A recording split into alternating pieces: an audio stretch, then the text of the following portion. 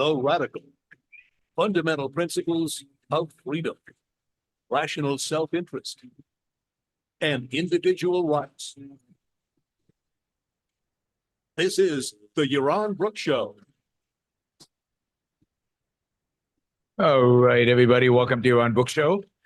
Hope everybody's having a fantastic Saturday. I just did a whole show, an hour and a half in Hebrew. So if I slip into some language that sounds like I'm speaking tongues, I have not converted to some strange form of Christianity. That's just me, just the Hebrew bubbling to the surface. Sounds like speaking in tongues, I guess, to most of you. All right, let's see. We have our panel here. We have a few of you on the chat. And don't forget, you can participate by asking super chat questions. I'm going to start with the panel. Let me see. Is there anything I need to remind you of before we get started? Ask about anything. Andrew and Umlan, if you could mute, that would be great. And ask about anything. Yeah, we'll talk about sponsorships, all of that later. And yeah, let's just jump in. All right, who do we have? Andrew was here first, so Andrew, you gotta get us started. Great. Hi, Yaron. Hey. Good. You spoke around the Christmas show about the importance of thinking positively and taking the time to think about positive things. And I really enjoyed the show, and I thought it was good advice. And I wanted to hone in on a particular aspect of it. I mean, if there are a lot of bad things that go on in the world, politically, and there's a lot of bad stuff just, in your personal life that go on. And so why is it not, and those things exist, and sometimes you have to give attention to those things. But I wanted to hone in on a particular aspect of like your advice to take time to think positively. Why is it not evasive to think about the negative things if they are in fact real? Well, I would never say don't think about the negative things, particularly the negative things that need to be dealt with. That is, there are certain negative things that you need to do something about. Anything you need to do something about, you should do something about it. And it would be evasive indeed not to do the things necessary to deal with the issues, problems, negativity that you have control over. I don't suggest that you ever evade or ignore issues, and again, in particular, things that are relevant to your life and things where you can actually act against. My concern is, though, that people tend to focus way too much on that at the expense of all the good that they have in their lives.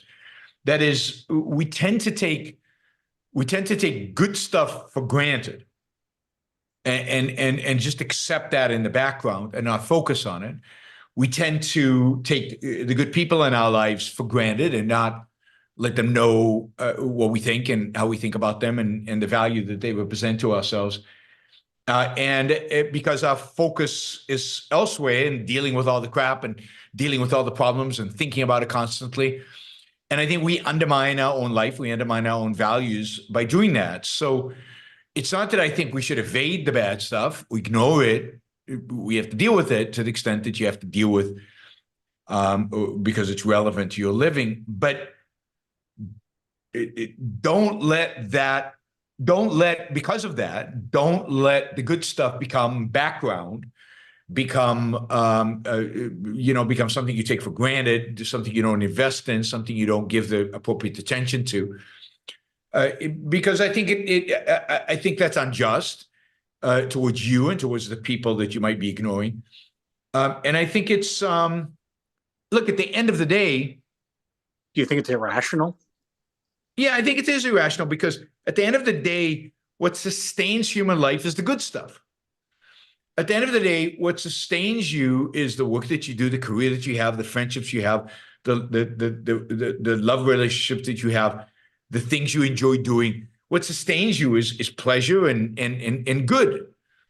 And you cannot, in a concentration camp, and it's why I think people consider suicide in concentration camps. In concentration camp, there's no good, and therefore life, it becomes meaningless. But even there, if you orient yourself completely about how horrific your circumstances are, you will die. Mm-hmm. So what sustains us is the positives. What sustains us is whatever human relationship you can have, even in worst circumstances. What sustains us is the little piece of food that one can gain, even when there's almost no food.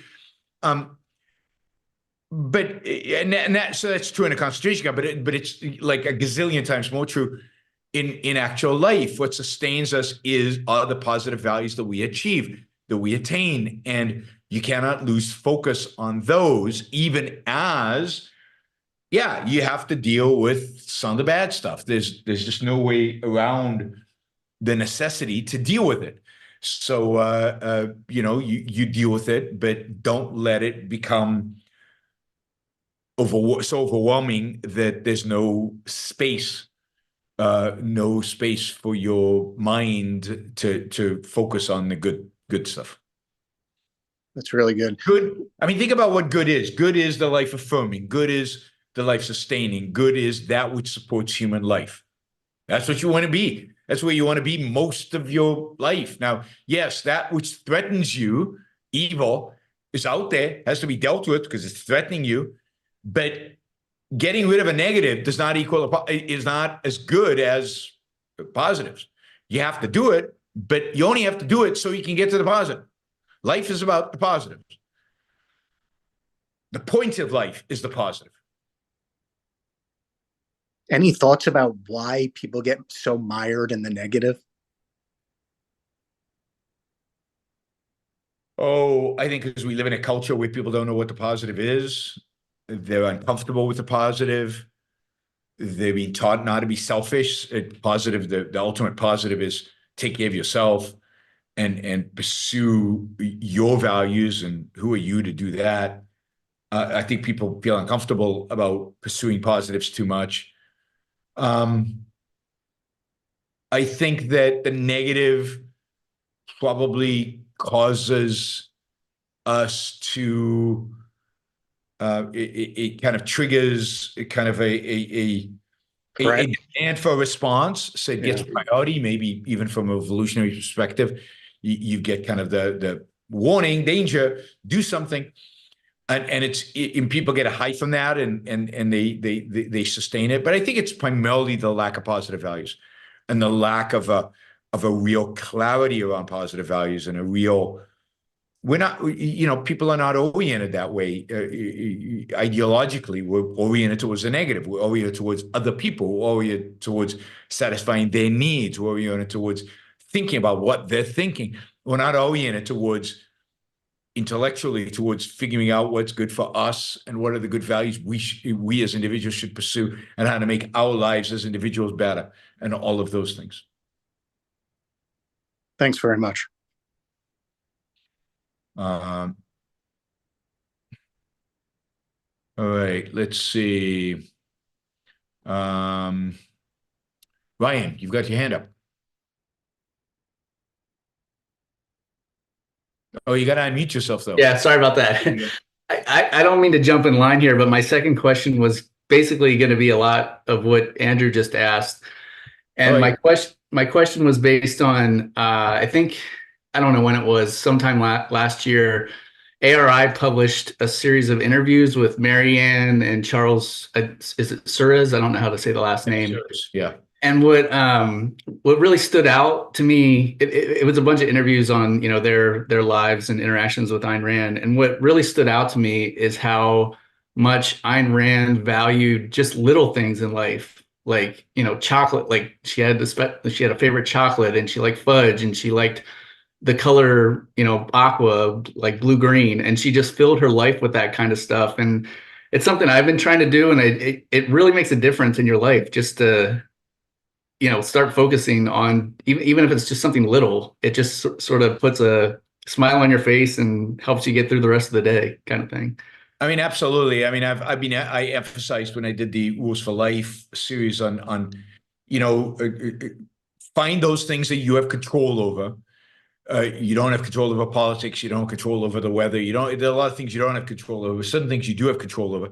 Find those things that you have control over, and make them good. Make them beautiful. Make them something that you enjoy, that you like, that you get pleasure from. And surround yourself with that, or orient yourself around that. So, yes, I mean, Ayn Rand did that, and she surrounded herself with things that she found beautiful, that she enjoyed, with her favorite color, with her favorite shapes, with cats, with things she loved. And that gave her that sense of positivity, of focusing on the positive in the world. And I think we all need to do that.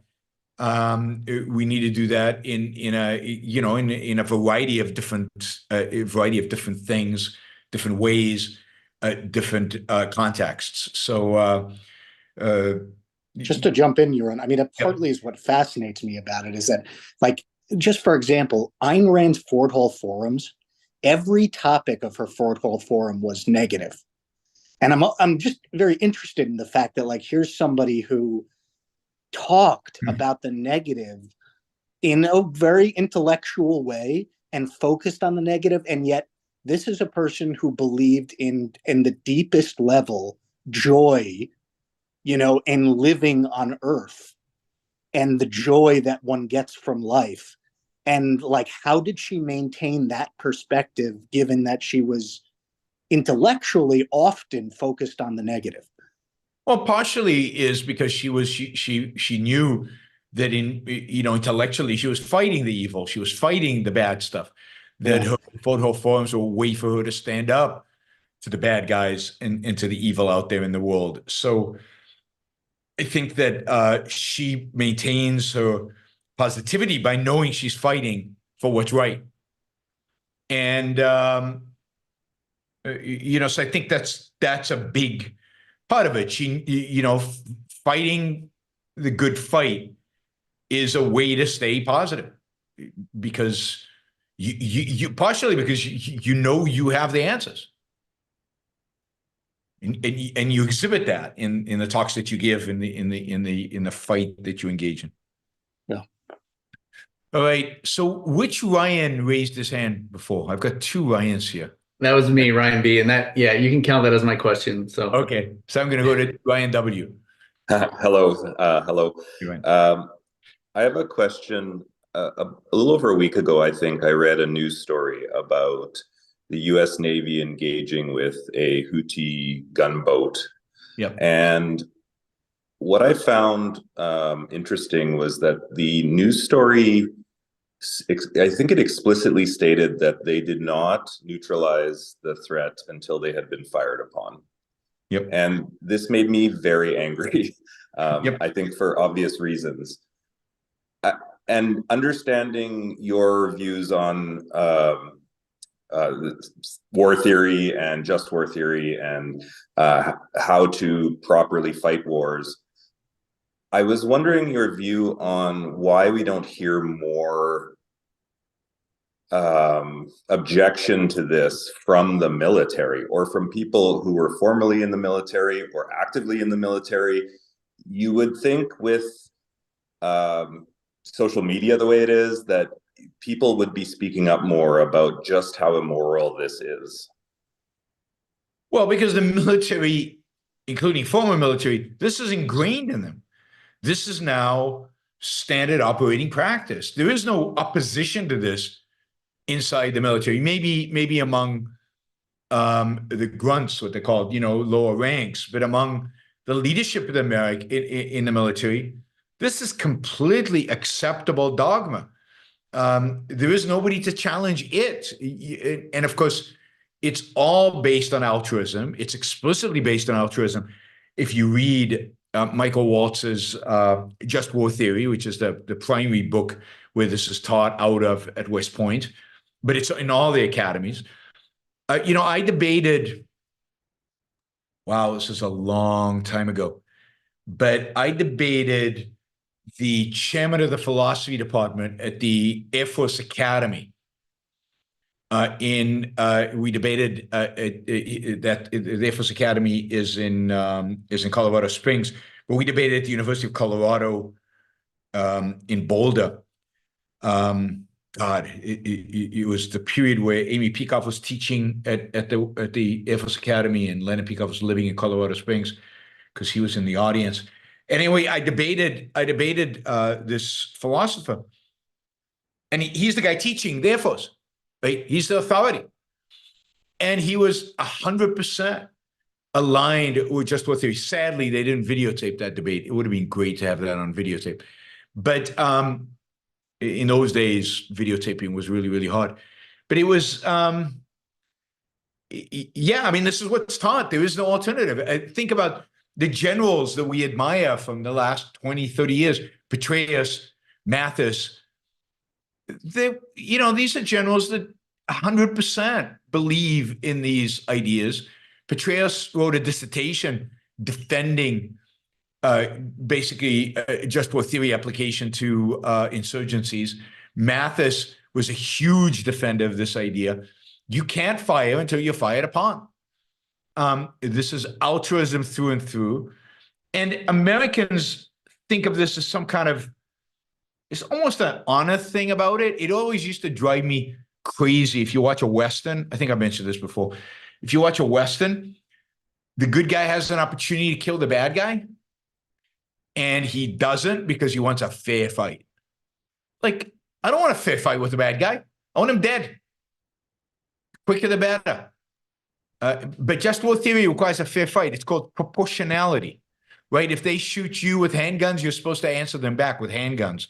If they shoot you with, it's just absurd. But that is pretty much, well, proportionality, I'm caricaturing a little bit, but that is doctrine today. So yes, they shoot first. If a few American soldiers get killed or wounded, that's what they signed up for. We're not going to feel sorry for them. Only then can we shoot the bad guys.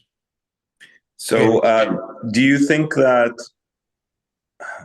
I can only conclude that it is impossible to project force if all you do is show up to be shot at? I mean, do you not need to act more proactively in order to actually project force? We say that the US has the greatest military in human history, but I don't think they do a good job of projecting force, No. I guess. No, and I wouldn't say they're the greatest military in human history. I'd say they're the most powerful military in human history. They have the firepower, and they're probably the best trained military in human history in terms of troops, soldier by soldier. But do they have the best strategy? No. I mean, they're terrible. They couldn't beat the U.S. Army of World War II. Patton would crush them. So would MacArthur. They just don't have the strategists, and in that sense, they don't have the people willing to take America to war and win, and are willing to think about what is necessary to win. I mean, today's military would, I don't know, pay the Nazis to go away, or would drop leaflets in Dresden to evacuate the town before they bombed it, the city before they bombed it. And then they wouldn't bomb any of the churches or any of the culturally significant buildings. People today, what a crime that we destroyed culturally significant buildings in Dresden, primarily churches. It's impossible, and it's impossible in that sense. Look at Russia. I mean, the reason Russia is whatever success it has in Ukraine, it has it is because it bombs ruthlessly. It doesn't consider. And now it's kind of funny because now Ukraine is bombing a Russian city and civilians are dying, and Russia is saying, wait a minute, you killing civilians? That's not fair. It's like, yeah, we're allowed to do it, but you can't. And you're not supposed to. You're like with the West are wimps. They never bomb civilians. So what are you doing?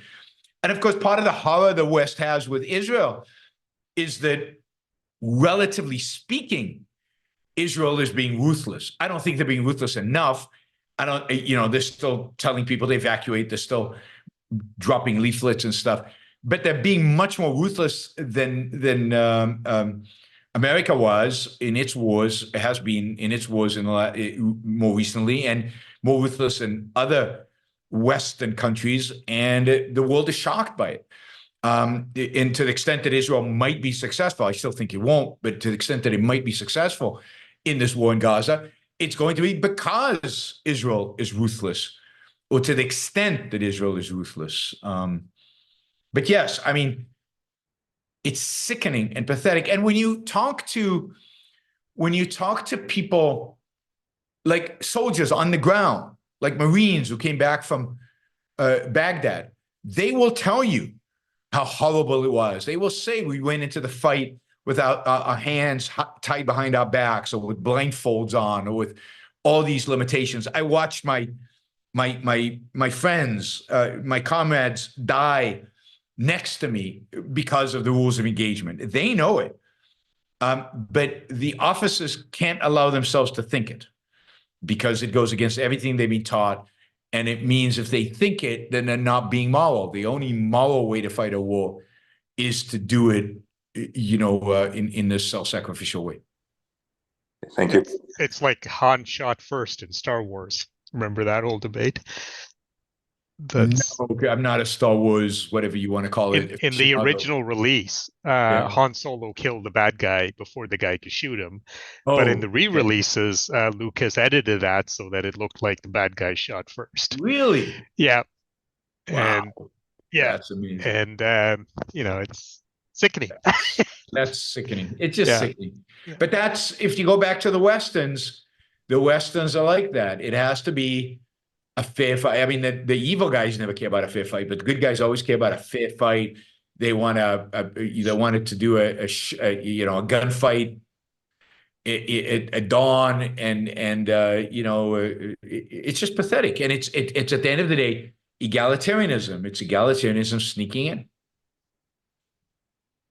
All right, Adam, read. I only have one Adam. Yes. The historian Timothy Snyder sometimes talks about instances where a country would lose a war and then win the peace, as the US in Vietnam, so that in Vietnam, they got on American side. China invaded to stop that, just as Putin invaded Ukraine. And they were driven back with American aid, and now they're doing joint naval exercises with the US. And You're talking about Korea, not Vietnam, right? You're doing Korea. Vietnam. No, Korea. No, Korea is north and south. Okay, so Vietnam, okay. And South Korea was our ally. North Korea was the enemy. So what do we? But in what was the peace Vietnam, that was achieved? in Vietnam, what happened after the war was that there was a national unity government, and many people who had been on the American side of that war became influential, and they switched to a market economy, started dealing very heavily with the West. China didn't like that and invaded them.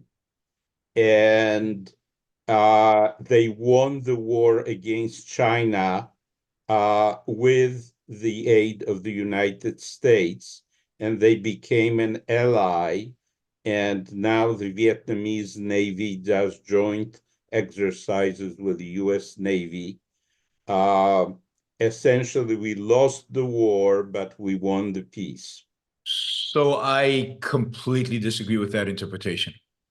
Completely, including the historical details. Vietnam became an oppressive regime. Many of the people who supported the Americans in the South were killed by the regime in the North. Vietnam didn't win the war against China.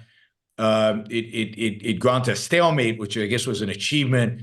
It was Deng Xiaoping's war, and maybe the U.S. aided them covertly, but it certainly wasn't overt. Vietnam is still an oppressive dictatorial regime, just like China is. It has some semblances of markets, but it has less economic freedom in Vietnam than China does. And what about the 30,000 Americans who died to achieve what?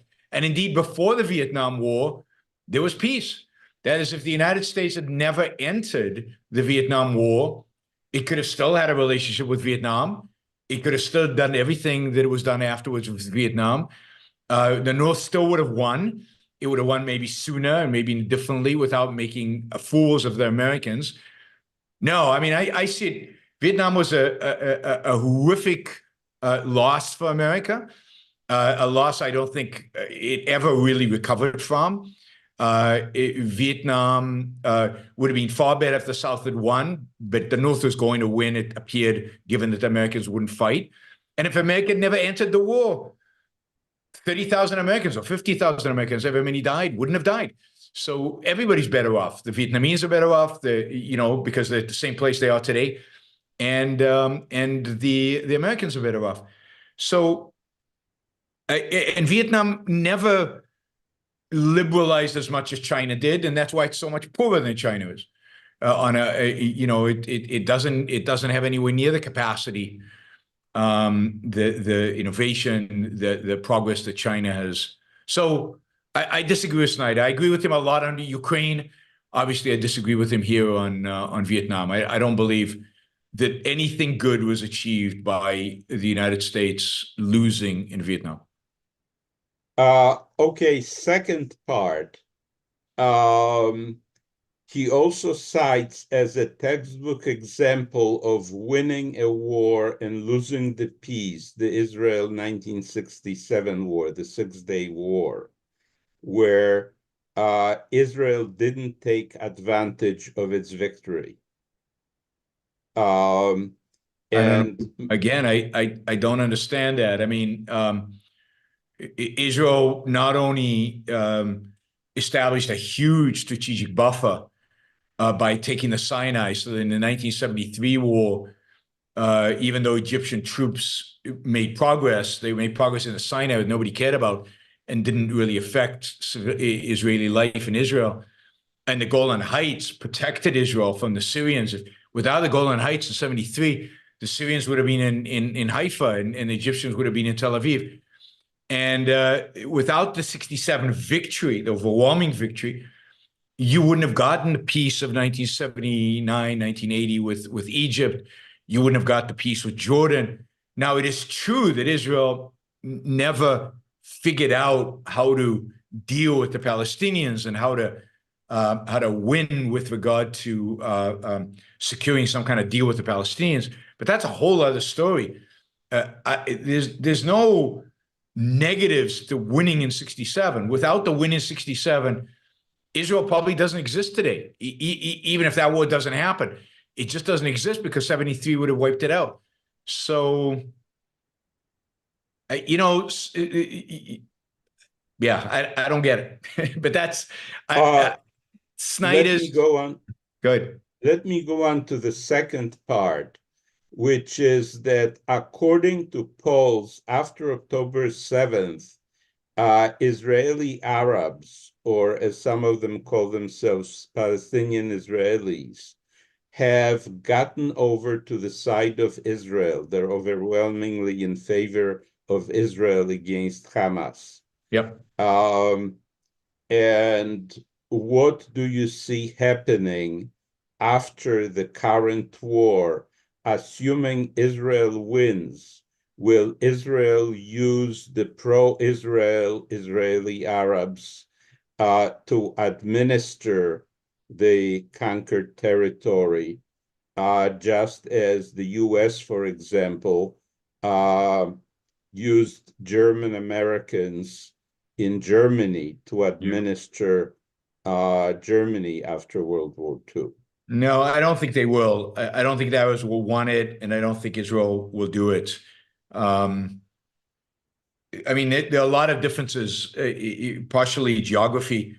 Gaza's right there. I mean, it's not far away. And partially it's the risks involved. Now, again, it depends on how thoroughly they defeat Hamas, and if you go to zero risk. But there's a lot of risk in administrating Gaza, and it's going to have to be heavily militarized. But I doubt the Israeli Arabs will want that. It's true what you said, that the Israeli Arabs have moved much more in favor of Israel, and it's the one good thing to come of October 7th, plus waking Israel up, is that the Israeli Arabs are much more pro-Israel now. And I believe that if Israel wins against Hamas, the Israeli Arabs will be even more pro-Israel. That is, people love a winner. That's a reality. I mean, people in the Middle East love a winner. Maybe not in Europe. Europe, they hate a winner. But in the Middle East, they love a winner. And they will side with Israel. The more thoroughly Israel wins this, the more not just the Arabs in Israel will support Israel, but the more likely it is Saudi Arabia has a peace treaty with Israel, the more likely it is that other Arab countries and Muslim countries come around to Israel's side. The real question is, will Israel win it in a fashion? But no, I don't think they will use the Arabs again. Not because they'll use them for some capacities, but I think culturally it would be very difficult for them to do, for the Arabs to actually do it. Arabs do serve in the Israeli army, particularly Jews, but Jews are not Muslims exactly. It's a secret religion, but it's not a Muslim religion. But some Muslims and some Christian Arabs serve in the Israeli military. It could be that they are placed in the Gaza Strip in more visible positions because of their fluency in Arabic. But of course, a lot of Jews speak Arabic. So it's going to be important for whoever administers it to speak Arabic. I don't know. I right now, the last plan I saw coming out of Israel was that what Israel plans to do is divide. I mean, this is the craziness of the world in which we live. Israel plans to divide the Gaza Strip into tribal affiliations, right? The Gaza Strip, the Arab world, is still filled with tribes, just like in Iraq. And the Israeli government will basically give sections of the Gaza Strip to different tribes within Gaza and let them self-regulate with an overriding security umbrella from Israel. So they'll play into the tribalism of Gaza, which is the exact opposite of what Israel should be trying to do in Gaza, which was turn them into individualists. They're gonna play into their tribalism. So Yaron, instead of just Hamas hating Israel, they're going to have 5 tribes that hate Israel? Well, no, the 5 tribes already hate Israel. Everybody in the Gaza Strip hates Israel, right? 70% of Palestinians in the Gaza Strip support Hamas. And it's not clear that the 30% who don't support Hamas might support Islamic Jihad, even worse than Hamas. So everybody in the Gaza Strip already hates Israel. It's just a matter of assigning political power to the tribal leaders instead of the religiously inspired political leaders of Hamas. I don't know what the logic behind it is. It's divide and conquer. It's partially divide the Gaza Strip into 5-6 different tribes, and hopefully they're weaker that way. It's not a long-term solution. It's what the U.S. tried to do in Iraq. It's what the U.S. tried to do in Afghanistan, and it failed dramatically in both places. All right, thanks, Adam. Okay, I have a second question for later. Oh, sounds good. Andrew, we did. Ryan, we did. I've got Ian next. Did we lose? Yeah, we lose somebody? Yeah, we lost Robert Naser. Oh, Robert was there. That's right. Where's Robert? All right. Maybe I'll come back. Go ahead, Ian. So it's the third anniversary of the January 6th riot, insurrection, whatever you want to call it. And I was seeing some footage today, and it's still surprising to me that new footage is coming out, and it's still shocking. Oh no, you're seeing the mainstream media edited propaganda footage. All those people climbing up the side and breaking windows. They're all FBI agents trying to rile up the crowd because the FBI was so anti-Trump. It's all AI generated footage You need of to people stop watching the propaganda mainstream media. Yeah. If you want to. Based on the propaganda, do you think as soon as some of the rioters started literally attacking police, like hitting them with bats, hitting them with flag staffs, hitting things like that, do you think that the police should have started to respond with escalating force, in particular lethal force? The only lethal force used was on that one woman who actually tried to crawl through a window. But should they have started to she was trying to open the door to the chamber, to the House of Representatives chamber. Yeah. And God, trying to protect the chamber itself, shot her, cracking the door. Yeah, no, absolutely. Lethal force should have been used. You know, it's bewildering how police allow themselves, not just there, but I see it. I'm seeing it all over the place. Police allow themselves to be attacked, to be beaten, to be, to be overwhelmed. I think they should be using force all over the place right now. With these demonstrations, they should have used it against BLM, given that they were burning stuff down and they were beating police and attacking them. Do you remember what was going on in Portland, where they were literally beating police and I don't get it. I don't know. At the very least, rubber bullets or something. The idea that the police should just stand there as martyrs to be whipped by these nihilists is just absurd. And I think that's absolutely true. You're defending the capital of the United States. You're supposed to be defending the seat of power of the American government. And you're not going to draw a gun and at least shoot in the air or do something to drive these people back. You'd be a terrible libertarian, Yaron. I am not a libertarian. I am so proud of not being a libertarian. God, I mean, it is ridiculous and pathetic. And they're afraid. Look, in the 1960s, police did use force, lethal force. And it was at Kent State. It was at Kent State where they killed a bunch of students and others. And I know the circumstances at that time, whether the use of lethal force was exaggerated or not, whether it was justified or not. But they're traumatized by that. There's a real trauma about using lethal force in law enforcement. Also, see what happened, in other circumstances where lethal force is being used by police. Particularly if it's a minority that's on the other side of it.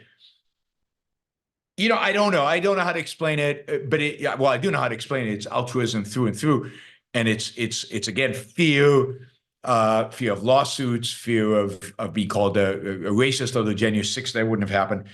I mean, a lot of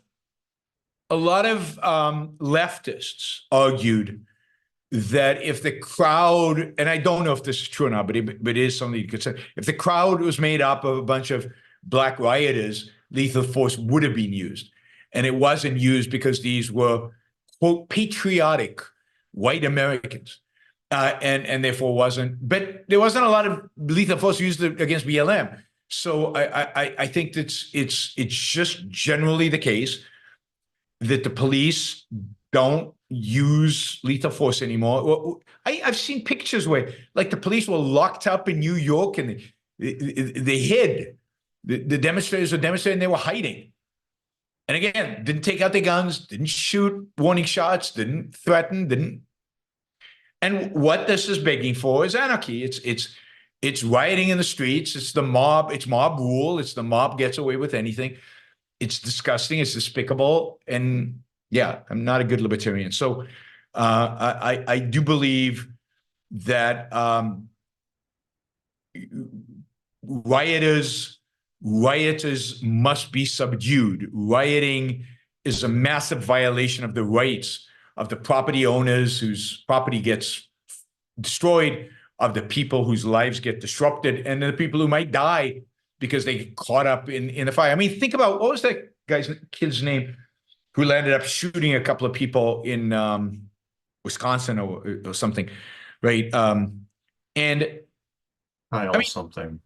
a lot of the blame for that is that the police let that riot get out of hand. The police were so pathetic there that, you know, individuals felt like they had a need to take out guns and go and patrol the streets themselves. That's not civilized. That's anti-civilization. That's the negation of civilization. When I have to protect my private property with a gun, you know, same thing happened during the LA riots, and stand outside to protect it because the police are not doing their job. That's a breakdown in civilization. And so, yes, so I'm horrified by that. Thanks for giving me the opportunity for the rant again. All right, Amlan. Yeah, sorry.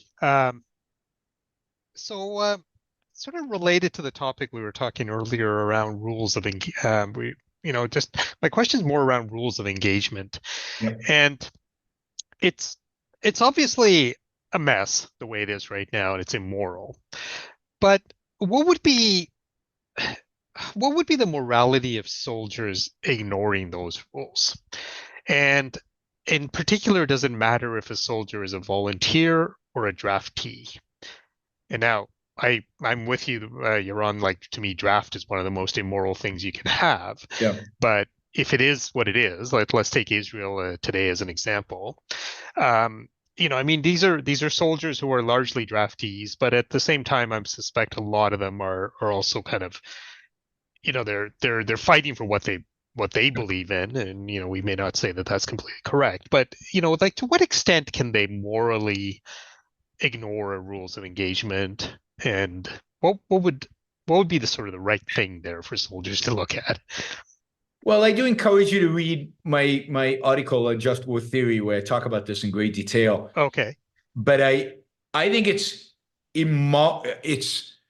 I think that it is moral to completely ignore rules of engagement. Completely. The only rule in war is the absence of civilization. War is the absence of rules. There's only one rule in war, and that is to win. If you're the good guys, if you're the bad guys, there are no rules, and you should lose quickly. And yes, you should abide by rules of engagement if you're the bad guys, right? But of course, they never do. Right. But if you're the good guys, your only responsibility is to win quickly with minimal casualties to your own forces. And that means do whatever is necessary. Kill whomever needs to be killed in order to achieve that victory. So rules of engagement are immoral, not just the way they are today, but any rules of engagement.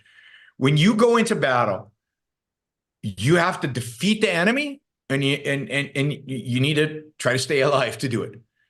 And if there's some kids in the way, and the only way for you to achieve that goal of beating the enemy and staying alive is to kill those kids, then the blood of those kids are on whoever started the war and got you into this mess to begin with. And that's why war is horrible. It's sad. It's the most evil thing human beings can do to one another. But the fault of everybody who dies in a war is those who begin it, those who initiate the use of force.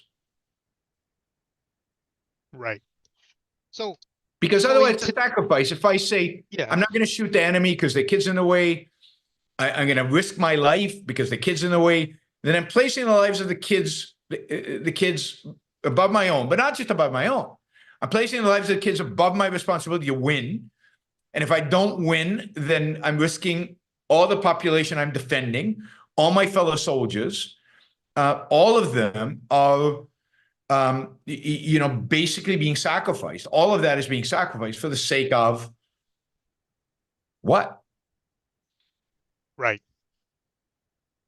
So in today's world, though, if you're a infantry soldier in the IDF today, Yeah. I mean, what can you actually do? Like you can, you're in a squad, you're in a platoon, whatever, you're having to take out a tunnel. And like to take your example, there's some kids in the way blocking the tunnel because Hamas put them there. Yep. Like like what I what mean, does you that have to be very like what's the careful because guidance you would give that soldier? it's very careful because you don't want to land up in jail. I mean, Yeah. a lot of people, if they ask me about joining the military, I cannot recommend joining it in the United States. A country I believe that we should fight to preserve, is worthy of fighting for preserving. But by going into the military, you're putting your life into the hands of people who I don't trust, people who I think morally are treasonous and morally will not protect your life, which is, which should be their job.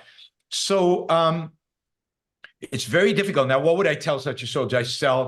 I tell him, do whatever in the moment you think you have to do to protect your own life, but take into account the rules of engagement, because you do not want to land up in jail because you shot somebody you shouldn't have shot. And if that means the war will take longer, it's not your responsibility. It's a responsibility of those who put the rules of engagement into place. But don't do anything that literally forfeits your life. Right. Don't forfeit your life. Shoot whoever you need to shoot. Fight it afterwards. But if it's just going to prolong the war and make it more difficult and enhance Hamas, that's on the military commanders. That's on the politicians. That's on the people who've set these rules of engagement in place. It's not on you. Yeah. Because that's another way of sacrifice, where you sacrifice for the principle and then you sit in jail afterwards. That's no good either. Yeah, makes sense. Thanks. No, but it's very difficult. I don't envy these soldiers. Now I have to say, from everything I've seen, Israel is the rules of engagement in Israel are a lot less severe than they are in the U.S. military. The U.S. military is a lot worse. Yeah. No, I believe that. Particularly in this war. In previous wars, it's been bad. This was the Israeli army's been much better. Sadly, the fact that they killed those 3 hostages that escaped suggests that shoot first, ask questions later is the strategy right now. And I can't blame them for that. The tragic consequence of that is they killed their own people, but it's still the right strategy. The American military is a lot more stringent. It's a lot more difficult. Right. Yeah, I mean, I was in the Canadian Army decades ago, and so when I was in, it was during the Cold War. We never had any active fighting, so I never participated, obviously, in any of the more recent stuff. I suspect it's as bad. I mean, I know at the time our rules of engagement were very, they were pretty easygoing, if I could put it that way. It was like, okay, like the example given was, you can't shoot like an obviously unarmed child kind of thing or something like that. Like, and even there it was, it wasn't like, you can't do this, can't do this. It was pretty much like, okay, get out there. But that was 40 years ago, right? So, I mean, I have to say, when I was in the military, so 40 years ago, there was very little discussion of rules of engagement. Yeah. Very little. Yeah. I mean, it was now we were literally marking buildings to be blown up in intelligence. And there was very little of, well, how many civilians are in the building? I mean, there was a terrorist there, you blew it up. There was no real question. And I have to say, a lot of times the call of whether to blow up a building was made by me or somebody at my, and I was what, first sergeant. I mean, it wasn't. Yeah. It didn't go through multiple layers, and a lawyer didn't sign off on it. Like today in the U.S. Army, I think a lot of that a lawyer signs off. On the other hand, if you watch some of the video that's coming out of Gaza, it does look like, at least from the air, a lot of times the drone or the pilot will wait until the person they're trying to kill is alone and nobody else will be killed, and only shoot them then. So Yeah. on the other hand, every day you hear about a family's home being bombed in Gaza and 20 people dying. So it's very hard to tell what Israel's rules of engagement are right now. Okay. Thanks, Yaron. All right, let's see. Pina has joined us. Stoner Robert, he disappeared. Pina, you there? Yeah. Yep. You hear me? Yep. Good. Speaking of Israel, I have actually a question about Israel. I heard you a few times talking about the political situation and about Netanyahu, and I can hear clearly that you don't like him or that you don't like his policies. But when we look, again, my opinion, and you look what there is and you try to choose the best that you have till somebody really principled like Millet come up, as you were saying yesterday. But when I look in Israel, everybody's worse, actually. You know, you look at Lapid, it's like he flip-flops like every 5 minutes. You'll see the opposite that he said yesterday. Gantz, that is very popular now, has no backbones, and he was part of the government, previous governments, and he was the head of chief of staff. So he has a lot of responsibility just the same. I know you mentioned Bennett, but Bennett, yeah, he went on to be right of Netanyahu, and he flipped on his people that vote for him completely just to become a prime minister. And when he was prime minister, he gave Hezbollah the north. He didn't do anything. He was a year and a half almost. So why you point more So my Netanyahu than others? My view is you could take the yellow pages in Israel and point to anybody and they'd be better than Netanyahu.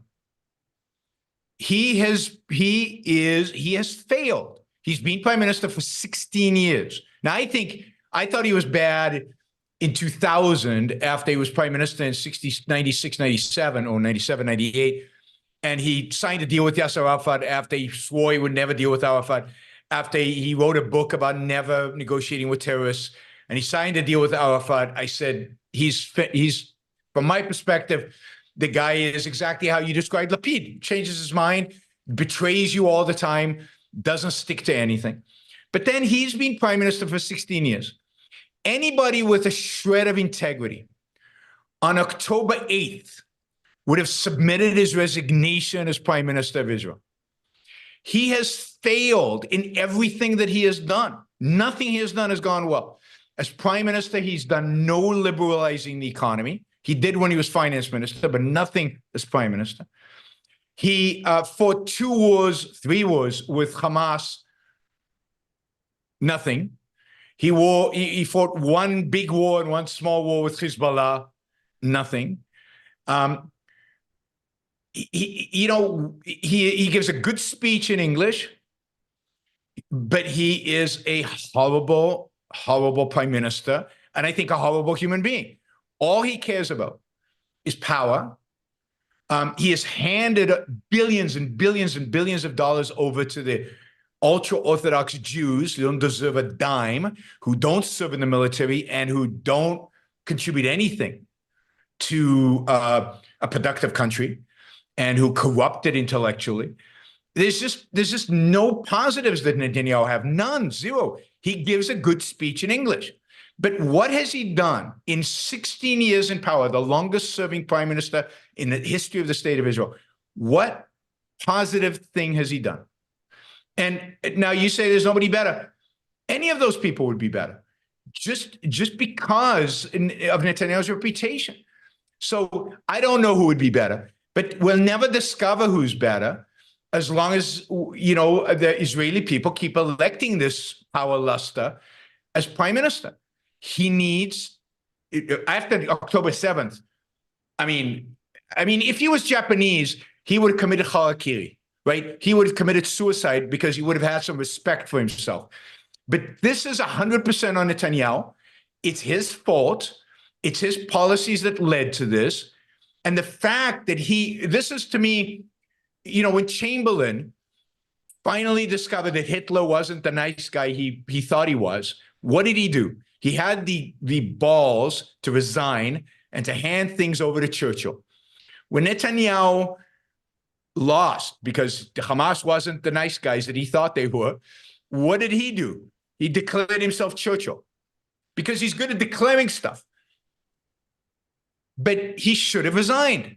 I mean, that is the only decent thing he could have done. Now, okay, so you don't want to resign in the middle of a war, which, by the way, Chamberlain did.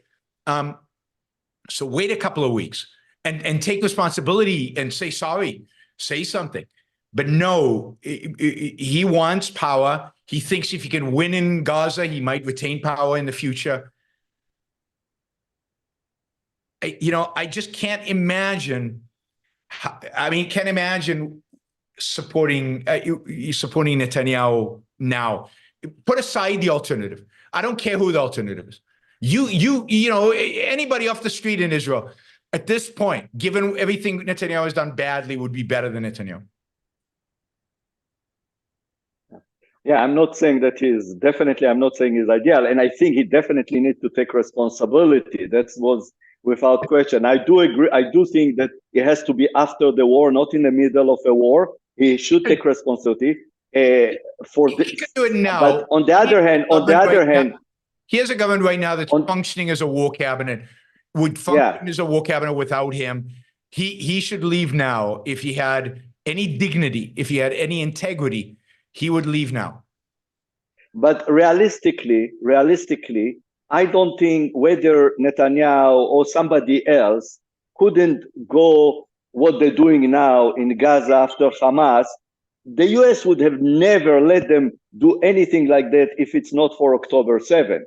That's 100%. Even now, even after October 7, 3 months later, the American already starting to forget it, and they start to put all kind of limitation.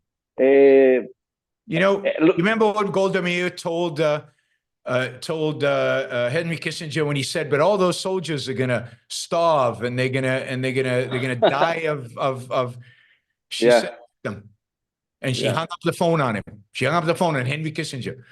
Some Israeli politicians, maybe nobody there would have done it, but the only thing what Americans will accept is whatever Israel does. They're not going to turn against Israel. They have no other option. They have no other ally. They'll play hurts and they'll yell and they'll scream and they'll do stuff. But at the end of the day, they'll come to Israel's side. Netanyahu had an opportunity in 2014 in Gaza, in 2008 in Gaza. There were opportunities to do more than was done. And they didn't. You remember why? You remember why Arik Sharon left Gaza, what he said? I mean, what everybody said was, we're leaving Gaza because when we're in Gaza and occupying Gaza, if there's a terrorist attack against us, we can't really attack them because we're responsible. We're there already. But if we leave, if they attack us, we're going to crush them because they're oh, well, okay. But that was Sharon. I remember the conversation and argument with my family. I said the same thing. Forget it. That you're not going to do anything. You're giving. I agree with you. Somebody that say, "I'm going to kill you." Look at their charter. But they were saying, "No, we are inside. Once we get out, we have the moral right to fight." Unfortunately, that was, in my opinion, one of the worst things that happened to Israel. I agree. That and leaving Lebanon. And now they're paying. Oslo. That was Ehud Barak. Oslo started the whole thing. Yeah, that was Ehud Barak. Yeah, I know. May of 2000. And they left Lebanon, and that was seen by the Palestinians as a huge sign of weakness. And that's part of what led to the Second Intifada, or at least accelerated the Second Intifada. But yeah, I mean, I don't know that there's anybody better than Netanyahu. What I do know is that Netanyahu is weak. He's not a good prime minister, and he should have gone a long time ago. Whether somebody else would have done a better job or not, I don't know. But the reality is Netanyahu did a bad job. That's Oh, Yaron, you just that's don't real. like Netanyahu because he's on the right. And you hate the right. Bennett is more to the right. And one of the reasons I like Bennett, first of all, well, I don't know. Bennett might be a disaster, but Bennett was a weak prime minister for a year and a half, like Pini said. But to a large extent, the only thing that brought that government together was everybody in that government hated Netanyahu. That was the only thing they had in common. And therefore, they couldn't do anything because you had leftists and rightists and middle, and it was a complete disaster. But the only thing that unified them after 6 elections where the Israeli public would not pick a winner, they unified around, we don't like Netanyahu, and we don't want the religionist parties as part of it. And it was a government that had to fail. If you gave Bennett a right of center coalition, he might be a good prime minister. I think it's worth giving him a shot. That's my point.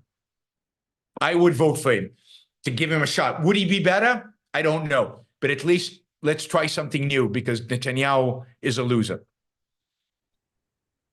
I think we need somebody really new from politics, not with That all would be the nice. yeah. And not a general, because the generals have failed. You're right. Gantz was head of the Israeli military when they failed on Gaza for years, and strategically was a failure. We need somebody new who was not a general, which is very hard in Israel to find somebody who can come up the ranks in politics who's not a general. Generals are easy because they've got name recognition, because Israelis know the names of the top generals. All right, thanks, Pini. Let's do some super chats. Let's see, that Doodle Bunny, $50. Thank you, Doodle Bunny. You mentioned someone from ARI would be going on Jordan Peterson's show this year. Anka already did a conversation with Jordan Peterson, and it honestly did not go great. I think you would be fantastic in one-on-one interview with Peterson. So first, I don't think Anka has ever spoken to Jordan Peterson. So I'm not sure what you're referring to. I don't recall it actually. He's referring to Okan, Yaron. But was Anka on stage? Well, I thought he was. It was Greg. could be wrong. It was Greg. It was me. And I can't remember who else, but that didn't go well for any of us. I'm not sure I would extrapolate from that conversation anything, because I was bad on that one. I don't think Greg was particularly good. I don't think anybody was good. So I don't think that was a particular one. There's not been, Anka's never had a conversation with Jordan Peterson, as far as I know. So I think that's too quick to judge that. I don't know how good I would be with Peterson. I often find that I have to listen to Peterson like 3 times before I understand what the hell he's getting at, what he's actually saying. Then I've got a great answer. But in a live conversation, you can't rewind. You can't listen to it again. You have to have an immediate response. And I was listening to the conversation between Malice and Jordan Peterson, and I was trying to think, what would I say to this? In many cases, I went, I have no idea, because I have no idea what Jordan Peterson just said. Now, again, after listening to it 3 times, I figured it out, but I'm slow. At least when it comes to Jordan Peterson, I'm slow. So I don't know. You need somebody. Yeah, I mean, I would love to see Anka and Jordan Peterson, particularly with Jordan Peterson interviewing Anka. I think that would be fabulous. But so you're on. Let me jump in here. I was Googling. Yep. There is a Onkar, Jordan Peterson, Dave Rubin thing at Clemson University about free speech. Oh, that's right, a long time ago. But that was free speech. Yeah. Okay. Yeah. That's so right. It wasn't a discussion between Jordan and Onkar. It was kind of a panel thing on free speech. Yeah, that was a panel. Again, I want the interview to be Jordan Peterson interviewing Onkar, which is a completely different dynamic. Now, although, as you saw with him interviewing Malice, he spends more than 50% of the time speaking and not really asking questions. So Look, Jordan is a tough one. He's a tough one to talk to because he is all over the place and he's very difficult to figure out what he's actually saying.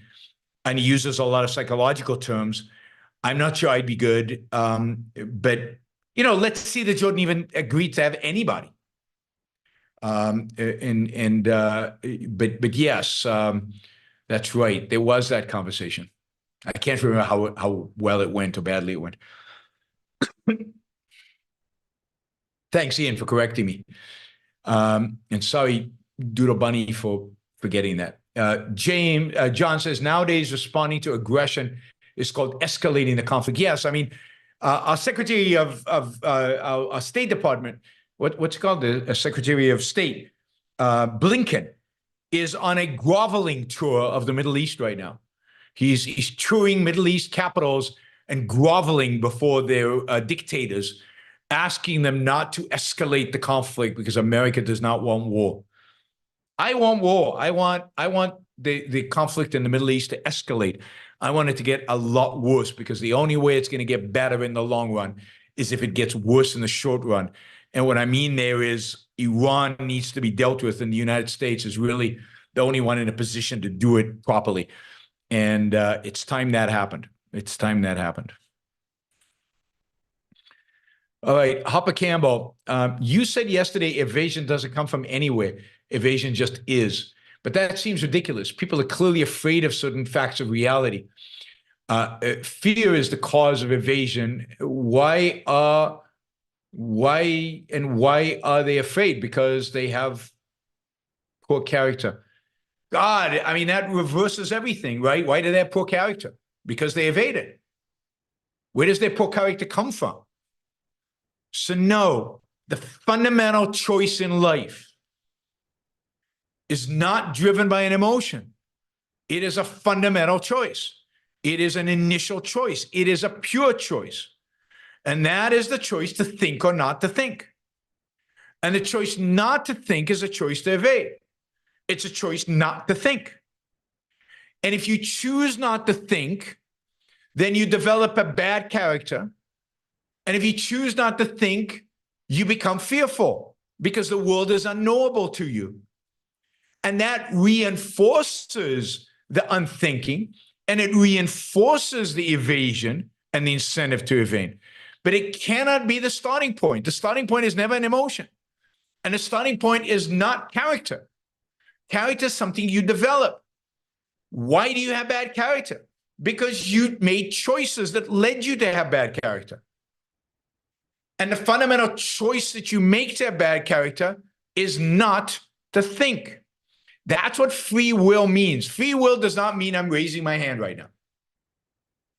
Free will means I've chosen to focus my mind. I've chosen to engage in thinking. I've chosen not to evade. Now, it's true. Yaron, you're not saying emotions are not involved, right? No, but I'm saying emotions are consequences, not the primaries.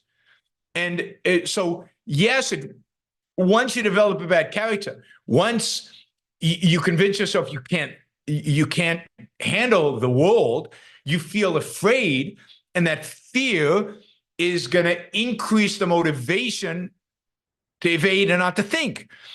But all of that had to start somewhere. It's a, chicken and egg, but there has to be an egg to start it all, right? The chicken and egg is always an egg to begin with. The egg is the evasion. The egg is not the fear. So a young child might have fear, might have other things, but at some point he makes the decision, I'm going to focus or not focus.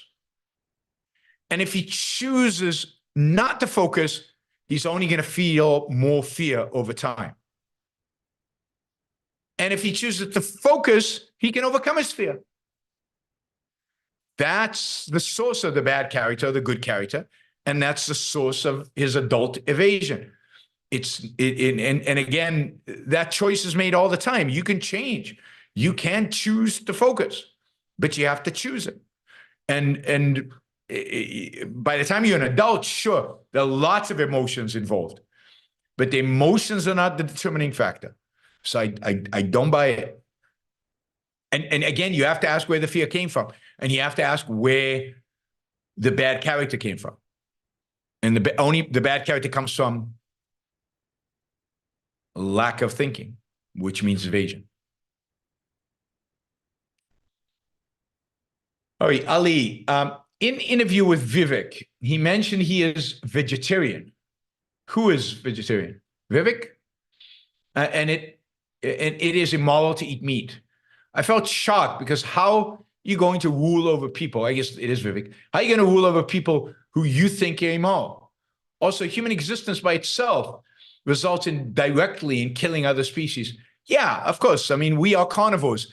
There's no question about that. We survived, we thrived, we grew because of the protein. To a large extent, we benefit from that protein. We need that protein. So Mary Benz, who's a biologist, is correcting me. If evolutionary mutation happens at meiosis, the chicken, not the egg, came first. But it seems to me much more likely that the mutation happens in the egg by something that's close to chicken, but not quite a chicken, lays an egg, mutation happens in the egg, and then you get a chicken.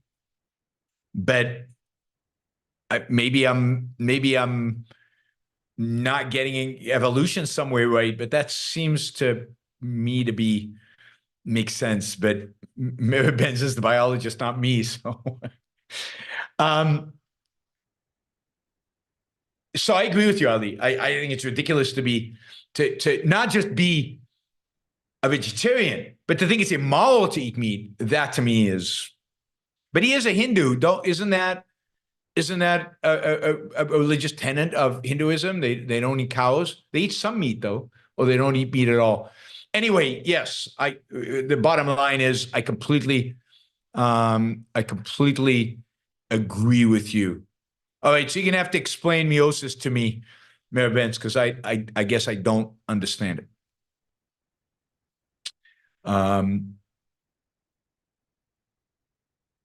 So in the species that was pre-chicken changed from being pre-chicken to chicken as an adult, as a out of the egg hatch thing. The change happened as an adult. Is that how? All right. All right. She's gonna have to walk me through the visuals. So one of these days we're gonna have to organize a presentation by Mary Benz on evolution, because obviously I have some big gaps. But I'm not an expert, far from it. All right, let us do a second round with the panelist. Adam, you now appear first on my list.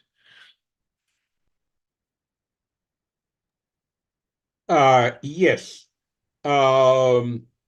What do you think of Hicks's thesis on Nietzsche and the Nazis, and especially the idea that Hitler's program was to remove the obstacles to a Nietzschean anarchy, in which the strong would kill the weak over generations, leading to a Nietzschean Superman race? I mean, I don't know. I guess I'd say I don't know enough about Hitler to know whether that reflects what he ultimately intended. Clearly, his agenda was to get rid of the weak, but whether to extend it to the point of believing he could create a race of Übermenschen, superhumans, Nietzschean superhumans over generations. I don't know. I don't know enough about Nazi ideology and Nazi thinking to know whether that was the ultimate goal. But certainly getting rid of weak was, I mean, you could see it manifest. And in not only Jews were killed in concentration camps, but anybody who was perceived weak by the Nazis, anybody who had any kind of genetic mutation or had cognitive issues or even from a body perspective, right, had disabilities, were killed.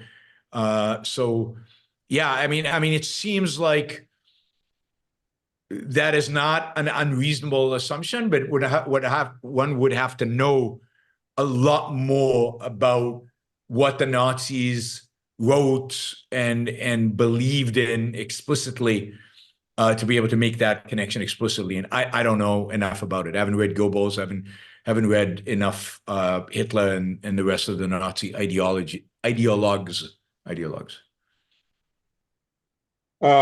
And a follow-up questions on that. There seems to be a political movement in Israel that essentially says God gave the land of Israel to the Jews, and it is our duty to kill everybody else if they're in Israel, or at least push them out. Yep. So that it's exclusively Jewish. Yep. And we saw them going out on an anarchist vigilante raid against Palestinians in the West Bank. What's your opinion? Are they going to become more popular?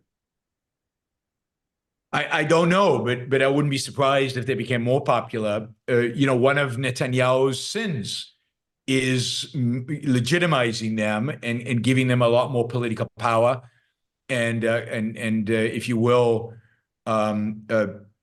supporting them over the last 16 years, or not standing in opposition to their vision over the last 16 years, and allowing them to grow and become more influential, partially because of his own weakness in dealing with the Palestinian issue. They became like, well, what else are we going to do? This is the only option we have. This is the Kahana movement, the Kahanist movement, and it's very dangerous. It's very anti-liberty, anti-freedom, anti-individual rights of Jews, never mind of Arabs. And I think it is going to be potentially more powerful. Remember, they're in the Israeli government right now. They serve in the Israeli government. They are a significant force within the Israeli government, and Netanyahu made that possible. His power lust is such that he was willing to cut a deal with anybody, and these are some of the sins, the many sins that I don't think Netanyahu should be forgiven for. But I think it's a horrible movement that is very dangerous for the future of Israel.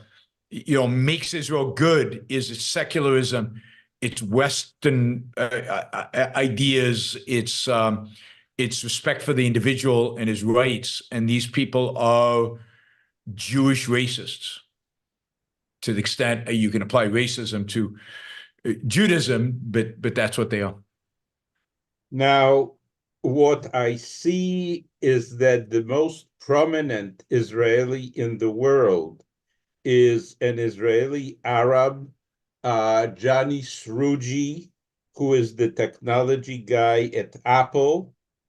Tim Cook is essentially a marketing and distribution chain person, and Srouji is in charge of technology. And as I think that since the death of Steve Jobs, the only thing that's keeping Apple ahead is the technology. And Johnny Srouji is responsible for that. That's great. And a supply chain, Cook's main responsibility is operations. Steve Jobs brought him on because he was a master operator. He built the supply chains. He built the whole, efficient way of building Apple stuff. And that's why their profit margins are so high. That's Tim Cook's responsibility. But yeah, that is quite possible that he is the guy holding up Apple. Good for him. That's great. All right, thanks, Adam. Andrew. Yes. On your point that people will love and follow a winner, how do you explain why the people who love and follow Trump do? Oh God. I don't know. I think they follow him because I know he thinks he's a winner and he still claims to be a winner. he projects an attitude of a winner. He quote fights like a winner. That's why when he lost, it was a brilliant move. I mean, you have to give the guy credit, a brilliant marketing move to say, no, I won. They cheated. They stole it from me. I mean, that's and not only saying it, then spending months fighting for it and never changing his mind. No matter how much evidence you throw at Trump, he's always going to say, no, they stole the election from me. And his whole view of the world is, if you say it, it becomes true. That is, truth doesn't matter. He's the ultimate pragmatist. Truth doesn't matter. Principle doesn't matter. Long-term doesn't matter.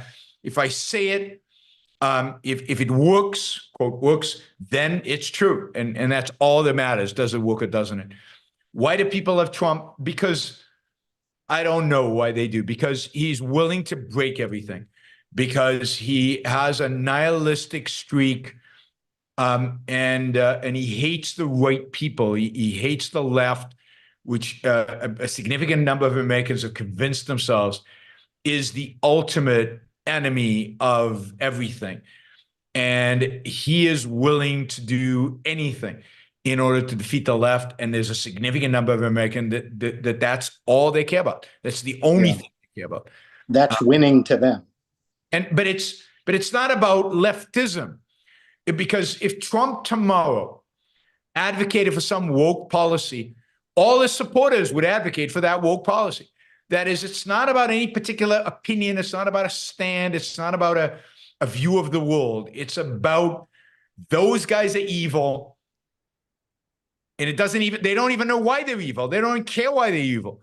They just are evil. And we need a win. And Trump is willing to fight, and Trump is willing to say unpleasant things, and Trump is willing to gouge their eyes out. And I'm with Trump because that's what it's going to take. That's what the world has come to. It's either I gouge their eyes out or they gouge my eyes out, and there's nothing short of that will be successful. It's either we elect Trump or we slam the airplane into the ground. That's the famous essay written in 2016.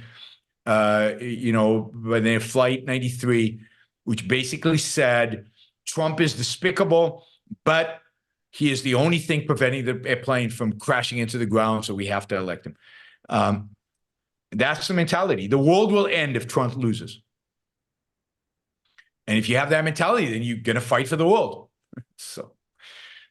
But there's something deeper psychological going on, which I don't have completely the answer to, because there's something about loyalty and about blind loyalty going on that I don't have an explanation to be. It's what Trump said early in the campaign, relatively early. I could shoot somebody in the middle of Fifth Avenue, and my supporters would still support me. Nothing would change. He realizes it. He knows there's something blind about this loyalty that's psychological more than anything else, and I don't have a full explanation for it. It's interesting too, because he says that he values loyalty like the most in people. That's so important to him, is loyalty. Yeah, but why do others value it as well? Why do others? I don't know. I don't know. And he doesn't believe in anything except in that concept of loyalty, right? And it's not even clear that it means anything in his head. All right, let's see. Just in the order I have on the screen. Pini, you're next. Yeah. I'm trying to understand how the US can keep going on their policy, foreign policy or non-policy, I should say, that stuff that they are so simple and so clear for me, like 5 years old will understand. Like they almost supporting Iran, like they give them money, they try to appease them. But everybody in the US, I'm talking about the government and all the military, they know that they can destroy Iran easy. They know that Iran is the cause of all the mess that's going on in the Middle East and a lot around the world. How can you explain that even knowing all this, they keep going and they will let go Israel, they'll go the Saudis, they'll let go whoever, but they will keep appeasing the Iranians. That's something that I'm trying to understand. And it started even with Bush. He should attack Iran, not Iraq, in my opinion, at the time. I agree with you completely. I mean, this is the ultimate in Christian morality. This is, and I don't think they know they can defeat Iran like that. I mean, I don't know if you remember 1991 when the first Gulf War, and America massed all its troops on the border with Iraq. And in America, in the press, everybody's saying, "Oh my God, this is going to be a horrible war. Iraq has a mighty army. The Americans are in trouble." And I was like, "This is 91. I was relatively young, and I was like, you guys don't know what you're talking about. This is 3 days max. Iraq is old like that. This is a country that there's nothing there. We fought against Russian weapons. Their weapon systems will get clogged with sand and they'll all break down. You don't know what you're talking about. No, this is going to be out. If you watch the military analysts, even with the Gaza, if Israel goes in on the ground into Gaza, hundreds of Israeli soldiers are going to be killed. This is going to be a bloodbath. They have no clue. I mean, really, the military experts, the generals have no clue. The population has no clue. One of the things that astounds me, and it took me decades to get over this, right? Politicians are unbelievably ignorant, and they're not very smart, right? They're not smart, and they don't know anything. So they don't know, all they remember is Iraq. Oh my God, Iraq, it was horrible, and American people turned against us, and there was Fallujah, and a lot of people died, and most people don't even remember Iraq. They just remember it was really, really bad. Or Afghanistan, we were in a war there. It should have been easy, but we got stuck there for 30 years. We can't do that. And they cannot conceptualize what a war would look like if you actually went in to defeat the enemy rather than build them democracy. And they can't conceptualize. And this is where you're right about about Bush. Iran is very different than Iraq. Iran has a underlying secular culture. It actually has people who could take over, who would not be the enemies of the United States. And the US could destroy Iran from the air without ever putting boots on the ground. They can't conceive of it. They can't even think of it. It's not even comes to their mind, that possibility. And, what about all the civilian casualties? What about all the children that will die? What about all this? What about and all the Arabs in the world will hate us. And I say to them, like the Germans hate us today because of Dresden, and they don't know what to say. But the world will hate us. The Arabs will hate us. Will destroy our relationship. But the Arabs hate Iran. They can't think. I mean, people think that if you become president of the United States, you must be smart. Not by my standards of smart. I've never met a politician that after the conversation I went, pretty smart guy. And I met some very senior politicians, all Republicans, by the way. Every single one of them was like, what a disappointment. These people can't think. They're uninteresting. They don't have the capacity. I mean, there's so many easy things to do, foreign policy being one of them. But there's so many other easy things like economics, like a lot of other things. They don't do. They do the opposite. They do stupid things that they know are going to get them in trouble. Yeah. Doesn't stop. Tragic. It's Reality. tragic. reality does not enter. It doesn't. Yeah. It's yes, it's tragic, and we suffer. We're the ones who pay the Yeah, price. that's it. Because they're on top. They're controlling and affecting our lives.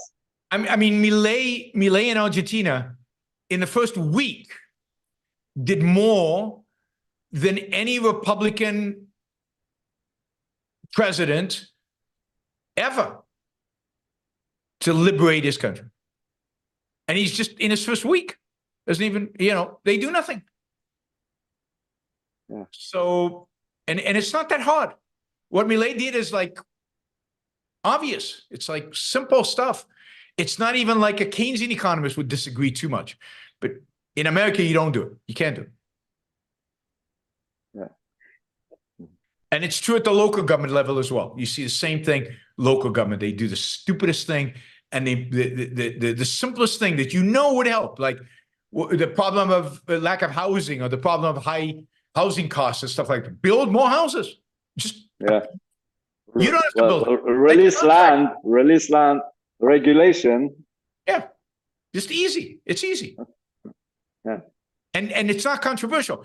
It's not like there's an economist out there says, no. If you increase supply, prices will not come down. I mean, every economist will say, yeah, if you increase supply, prices will come down. So why don't you do it? Rand was once asked why politicians, if they do what they do because of stupidity or malice, and she said stupidity. Yeah. And there's some malice in some of them. There's some malice in some of them, but most of them are stupid. And stupid not in the sense that you would measure in an IQ test. That's one of the reasons I get so upset about IQ tests, because I don't believe in them, because I don't think they measure anything useful in terms of what it actually means to understand the world. I don't think that tests really test your intelligence as applied to the world, as applied to, I'm sure Bill Clinton has a high IQ, but he's an idiot. He's an idiot on every front. And how he lives his life and how he politically and what he did when he was president. He's an idiot. All right, Ian. Hopefully on a more positive note. So in one of the chats, I mentioned a book called Beggars in Spain, and I just wanted to give a little more detail for people who might be interested. So it's a science fiction book by an author named Nancy Kress. It was originally a novella, which won a bunch of awards like the Hugo and the Nebula. And then she expanded it into a novel. And the setup of the book is it starts in the future when genetic editing of children, of babies, has become more common. And an industrialist goes to this doctor and he wants him to do this new possible treatment to his daughter, which will enable the child to not sleep, to never need sleep. And he convinces the doctor to do it, and the child is born, and there are some other children with the same thing, and it turns out to have other benefits. But the real interesting twist for us is that this author is deliberately engaging with ideas like Rand's, because the industrialist is pro-free trade, pro-trade. There's a character in the book who's invented a powerful motor, who has put out these ideas of free trade and open contract and things like that. So these sleepless children start adopting these ideas. And it's about kind of what happens. And it's not all positive from a Rand point of view, because the author is kind of exploring the space between Ayn Rand's ideas and another author, Ursula K. Le Guin's more communist ideas. So it explores what happens in the world. And I think you asked in the chat when I brought up the book about the title, and Beggars in Spain. And it's a reference and an analogy in the book that basically it comes down to, what do the productive people in the world owe to those people who are not productive and just have need? And when there's possibly an overwhelming amount of them, like every beggar in Spain is the story. So it's a really interesting exploration of these ideas, and not in an inherently hostile way. Like, it honestly presents the ideas, and these are people who live by it, and this is what they accomplish. And interesting. This is what happens, and it's, like I said, it's not entirely positive, but it's a really interesting book. So I would recommend. I mean, the beauty of science fiction is that it allows authors to really explore ideas and explore things that are unpopular, that are not because they put them in another world, they put them in the future, they put them in a different context, and that allows them to do things. So you find a lot more exploration of ideas, including objectivist ideas or free market ideas in science fiction than in any other genre of book. The same a little bit you can do with fantasy. You know, Terry Goodkind certainly tried to explore objectivist ideas in his series of fantasy books. Yeah, I enjoyed those books. This is actually a better presentation of the ideas, Good. I think. Good. Yeah, I need to look for that. I wrote it down again. I think I have it somewhere else written down. All right, Ryan W. Hi, very quick and not serious question. I love playing poker, and Yeah. I'm going to Ocon. So who should I watch out for? Who will be the sharks at the poker tournament that I should be worried about other than you? Well, the real question is, are you good at poker? I've played for many, many years, yes. Oh, maybe we should discourage you from coming to Ocon. Yeah.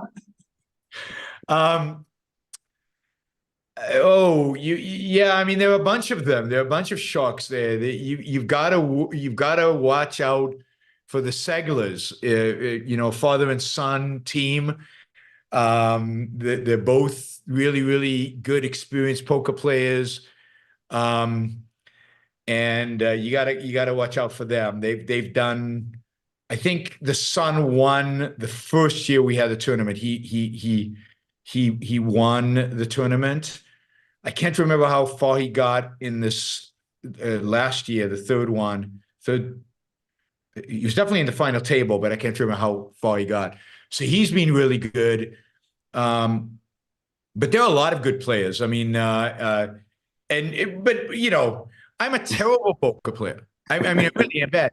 And I've made it to the final table, I think all 3 times, maybe not in the second year. Maybe I made it to the last 2 tables. I in the second time I was at the table you were at, Yaron, and I was one of the people that knocked you out. Yes, I think in the last 2 tables or something. Yeah. So I'm not a particularly good poker player, but I do good at these tournaments, partially because I think I entertain everybody so much they keep me around for the entertainment value rather than anything else. But good. I mean, we need more poker players, partially because it helps raise money for the Anman Institute, and partially because it's just a lot of fun. It's just a lot of fun. So looking forward to it. Yeah. All right, Amlan. Sorry. Yeah, I don't know if I can follow that up here with a serious question. So just again, sort of following up on the military stuff, what do you see as a role of the government in terms of care, medical care, primarily for veterans, military, police officers, particularly if they're injured in the line of duty, things like that. I think you mentioned once, the government shouldn't be delivering the care, like the VA scandals from a few years ago and all that stuff. Like, none of that surprises me at all. I'm from Canada with our lovely healthcare system. So, that to me is just like, hey, if Americans want to know how government healthcare is, just look at the VA. But, just in general, though, like if a soldier goes to fight and they're injured, like what's the role of the government here? Well, I mean, the simple answer to say would be it depends on the contract, right? So because it should be a volunteer army, the government should have a contract with the soldiers. And my expectation would be that the contract would be such that, and if I were going to volunteer, I would insist that the contract include a lifetime of health insurance if I got injured or anything like that. That the government would guarantee payment of whatever I needed in terms of healthcare if I suffered any injury while I was in the military. I think that is reasonable, and I think it would be, if I think about the kind of dangers that you face going into the military, and I would include, by the way, PTSD, mental care as part of that, because a lot of soldiers suffer from PTSD, so it's a real issue. So it just seems like if there was a contractual relationship, that would be part of it. And therefore, you know, it should be part of, it should be something that the soldiers negotiate and demand. And I think the government should agree. How exactly you work it, is it you know, how do you create the right incentives? How do you structure the payments in a correct kind of way?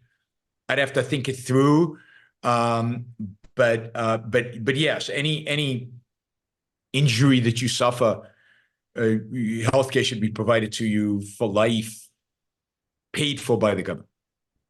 And the same for police officers. And I think police officers exactly the same. And I think again, if I was a police officer, I would insist on that being in my contract. And I really do think it's a contractual issue, and they should insist that. And I think the government should be willing to give that, because it's an obvious, the one thing that would, the main thing that would cause somebody to resist going into the military, to the police, is of course the risk of dying, but second to that is the risk of injury, and you want to know that you'll be taken care of if you are injured. Right. So just in terms of bringing it to principle, then normally we would say healthcare is a private thing, private insurance, whatever.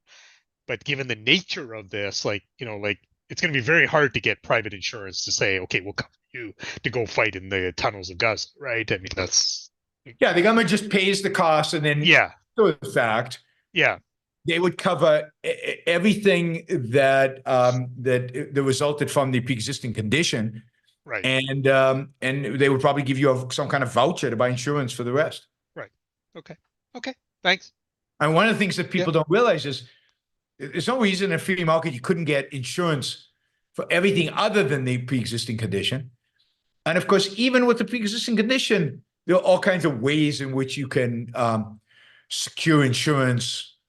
There's even been proposals for insurance against pre-existing conditions. So you could buy insurance policy that protected you from ever being in a position where you had pre-existing conditions and you couldn't get insurance. Right. So the markets are amazing at solving problems like that. Yeah. All right, Ryan B.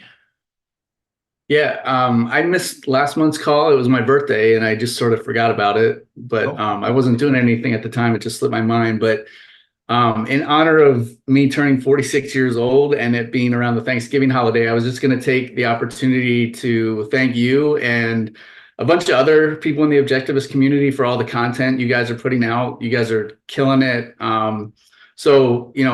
Thank you for your show. Count me as one of the people who like the positive shows and think that the Yaron's Rules for Life should be a book. So I would definitely be a buyer of that. And then if people aren't looking at Gina Gorland's Substack, there's a whole lot of stuff out there that's just amazing. Gene Maroney's website is amazing. Tal Safani had a talk about happiness that he gave a while back, and he has like a happiness team that, I did something with that. That was great. And I read Don Watkins' book over the holidays. So it's just, I wish all this content was available when I was 26, not 46. And then I have two ancillary thank yous to give out. My dog would really like to thank Jonathan Honig for his book and his interview with you, because she's even more spoiled since I've read that book than she used to be. So she's really enjoying that. And then also I'd like to thank, I don't know who it was. I think there were several people actually that were recommending Godzilla -1 to you. Yep. And I don't think you watched it yet. You haven't said if you watched it, but they inspired me to go see the film. And I won't give out any spoilers, but there were a couple of points in the movie where I was like, man, I can't believe someone in an Objectivist community recommended this film. But by the end of the film, I left feeling just with this sense of benevolence about life and about humanity in general. So they at least convinced me to go see it. So well, I will see it. I don't think I'll be able to see it in the theater, so I'll see it at home. I've got a nice big television and a great sound system, so I'm not too worried about losing too much there. But I no question I will see it. It's just a question of when. Just a question of. And I didn't have my question. If that was my question. So. Oh, I appreciate that. Thanks. Well, thank you, Ryan. I really appreciate that. Yeah, I mean, I think people don't realize, people in the Objectivist world, particularly those who are joining that world, don't realize how rich of a world it has become. I mean, I spent 3 years after I first read Atlas Shrugged, thinking I was the only objectivist on the planet. Didn't know there was anything beyond Ayn Rand. I didn't know how many books she had written, what she had written. It scrounged around to get whatever I could get my hands on. It took me 3 years to discover another objectivist. Opa had not been written and wouldn't be written for another 14 years. I couldn't when I was young. I couldn't listen to Leonard Peikoff's courses because they were too expensive. Couldn't afford it. So for years, it took me years before I got to the point where I listened to Leonard Peikoff's courses. So I decided the only source of objectivism for me was Ayn Rand's books and talking to other objectivists. That was it. And Opa was huge in terms of objectivism. And then just the content since then, the amount of courses, the amount of lectures, the amount of books, it's unbelievable. And now it's like I have to be careful when I schedule my shows because I'm gonna overlap with some of the objectivists running a podcast somewhere. So it really is amazing how much content is being produced, how rich the community has become, how rich intellectually it's become, how rich financially, and as a consequence, the institute's doing well. So yeah, it's a great time to be an objectivist, and I don't think people fully appreciate. And I'm not that old, so it's not like I'm telling you stories from the Middle Ages, but it's not that long ago. You know, Opa was written in 91, which is, from my perspective, not that long ago. And, you know, the courses are now for free. All of Leonard Peikoff's courses are available for free. There's just zero reason not to listen to them all. All right. Thanks, Ryan. Let's do some super chats. Enric says Trump sided with Obama is an American when no one justified the right conspiracy theory. These conspiracy theories.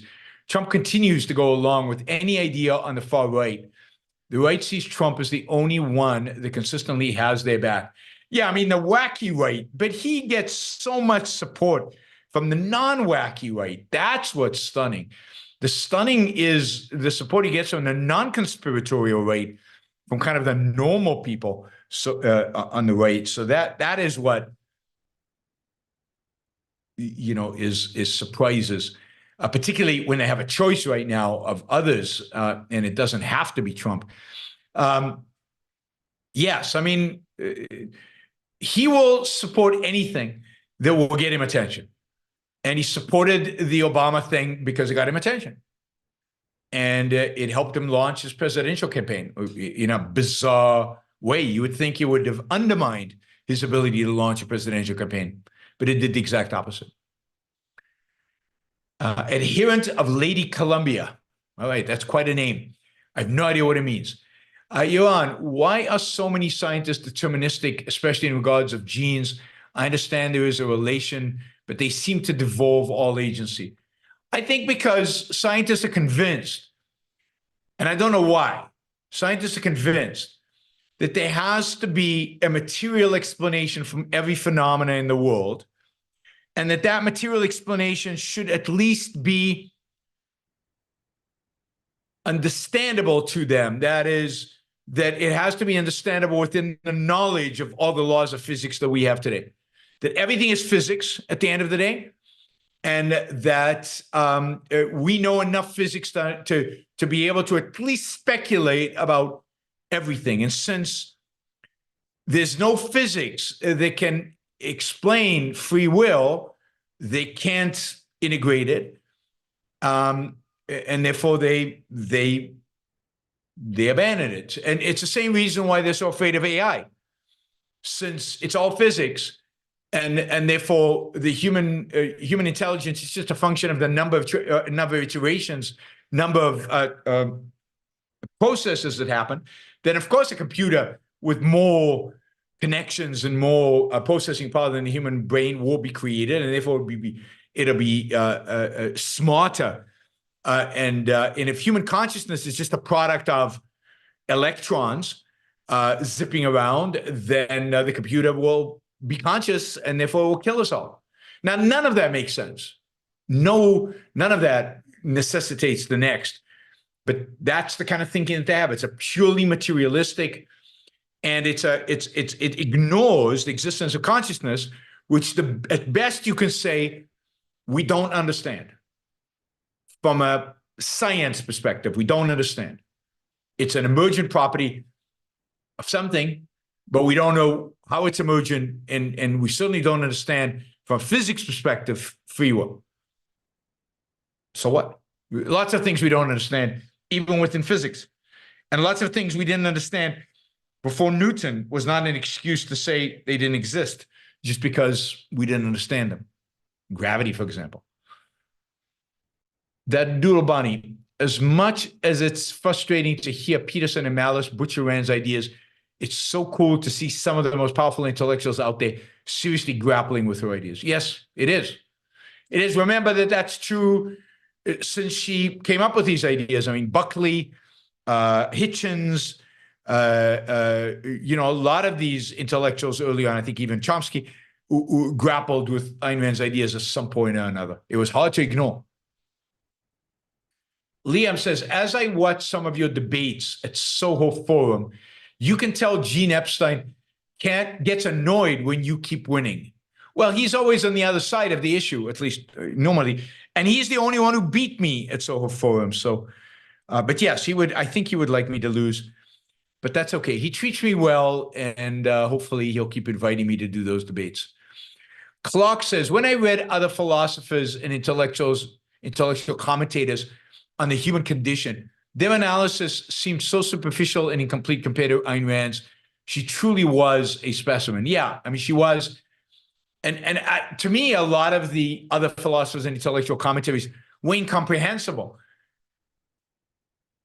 full of contradictions and mysticism. And Rand's were just so connected to reality and connected to this world. And I think that is, and so logical. They just made sense.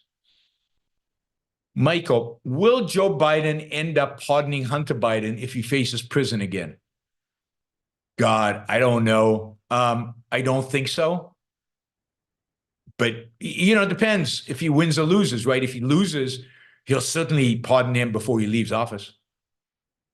If he wins, I don't know if he will. He might do it only after the second term.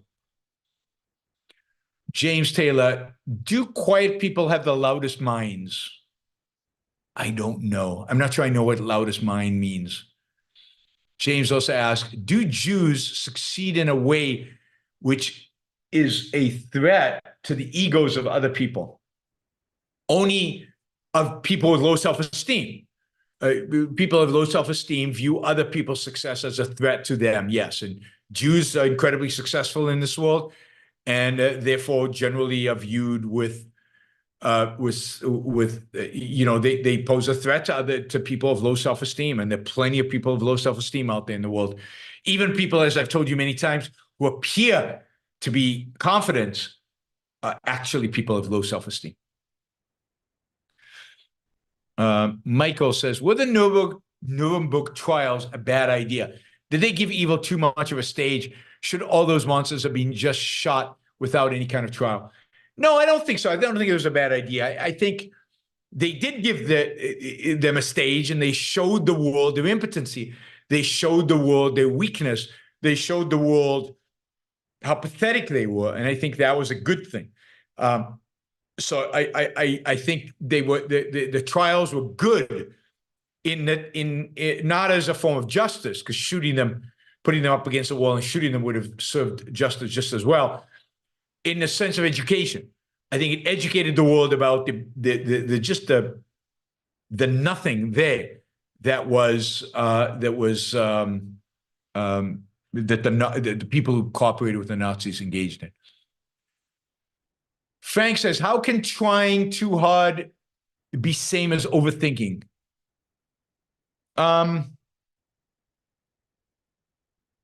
It can be. Again, it depends what you mean by overthinking. It depends what you mean by trying too hard. Sometimes you're trying too hard in the sense that you're not stepping back and allowing yourself to think about doing it a different way that might be easier. You're too focused on the one way in which you're trying that are failing, and you keep pursuing that way. And I think sometimes overthinking is used in the same way. You're so focused on this one way of doing things that you don't let yourself stepping back and thinking more broadly about other potential ways to solve the problem.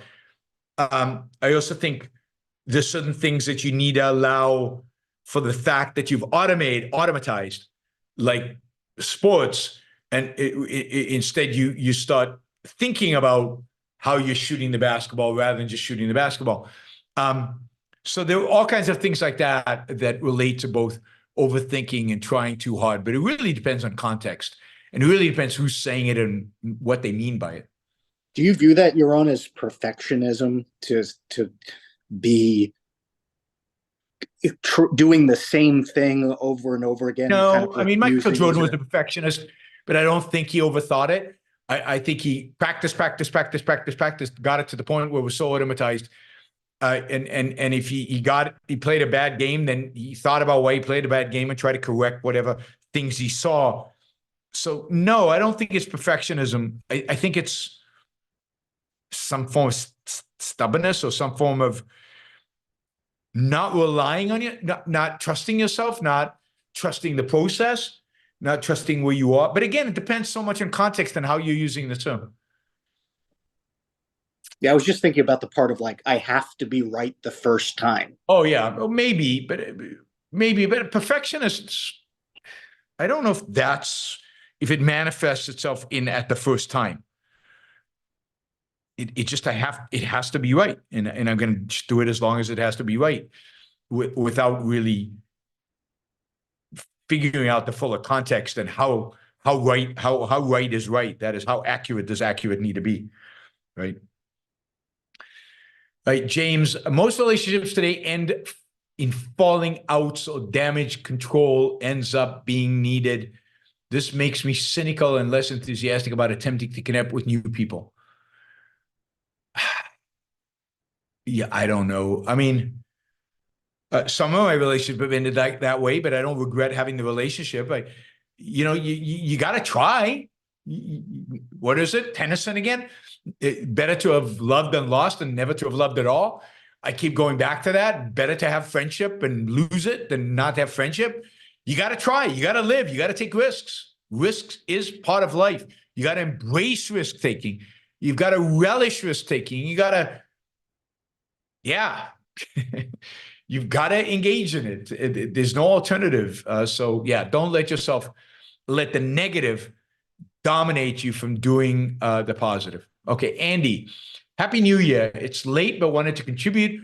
Also, let you know that you inspired me to join ARU as a graded student. Keep up the good work and continue to be an inspiration. Excellent. Thank you, Andy. Really, really glad to see you as a graded student at ARU. Liam, why do intellectuals want merit to go extinct? Because merit counters the idea of egalitarianism. They uphold egalitarianism as the top value. Egalitarianism means equality. Merit gets in the way. Some people, if you have merit, that means we're not all equal.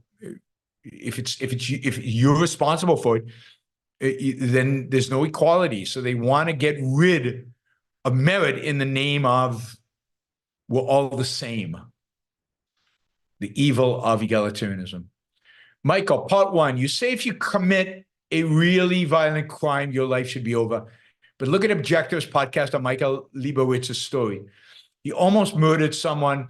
Then after 25 years in prison, he was able to turn his life around using Rand's ideas as a roadmap. It's not obvious to tell when second chances should be given. Look, he almost murdered somebody. So he didn't actually murder somebody. And he spent 25 years in jail. We're talking about somebody who murdered somebody in South Africa who spent only 15 years in jail. So if you murder somebody, tough, you discover the truth 10 years later. Too late, sorry. You commit such a sin that turning your life around becomes irrelevant at some point to the rest of us. You live the best life you can in jail. almost murdering somebody is not quite as sinful as murdering somebody. So 25 years in jail is a long time. And you don't make rules or principles based on one example. So with all due respect to Michael, I mean, good for him. And but he's very unusual, very rare case. And I'm glad he didn't murder anybody so that he gets a second chance. But for murdering, you don't get a second chance. You don't get a second chance after you murder somebody. Not in my book. Even if you turn your life around, then good, then turn your life around, but you're still going to stay in jail. Clark says, Tucker Carlson does remind me a lot of Richard Spencer. I don't know Richard Spencer enough, but he's creepy. He's becoming creepier and creepier with time. Liam says, where were the best oysters you ever had? Oh, God, I don't know. Maybe in the oyster bar underneath Grand Central Station, oysters chosen for me by Harry Binswanger, who is an expert on oysters. I don't know. I'm not an expert on oysters. I've had lots of good oysters in my life, but I'm not sure I can differentiate. Harry has lists and ratings and rankings, and he has it down to a science. That Doodle Bunny, if someone succeeds in provoking you, is your own mind complicit in the provocation? Yeah. At the end of the day, yes. It depends, of course, what you know. What do you do? What are you complicit in? Just in being provoked? Yeah, okay. But do you act on it? The action is definitely a choice you make. Whoops. Frank, did colonists or unions fight with rules of engagement? Yeah, to some extent, yes. There's a certain codes of chivalry and stuff that human beings inherited from I think the Middle Ages that dictated how you fight wars. I think they're silly. I would get rid of them. Robert Nace says, sorry for jumping off the panel. I was going to ask a question about January 6th, but my own question bored me. Keep up the fight, but also keep reminding us what matters is what's fighting for. In other words, the positive. Thank you. Mayor Benz, if the evolutionary mutation happens at meiosis, the chicken, not the egg, comes first. All right. I'm going to have a private lesson with Mary Benz on evolution so I can get my chicken and egg story right next time. But I'm truly confused because I don't get it. So knowledge needs to be imparted on me. Knowledge I do not have. All right, Daniel, what's the difference between philosophy and ideology? Seems both involve systems of principles, conscious and integrated or not. Would it be correct to think of praxeology as an ideology, for example?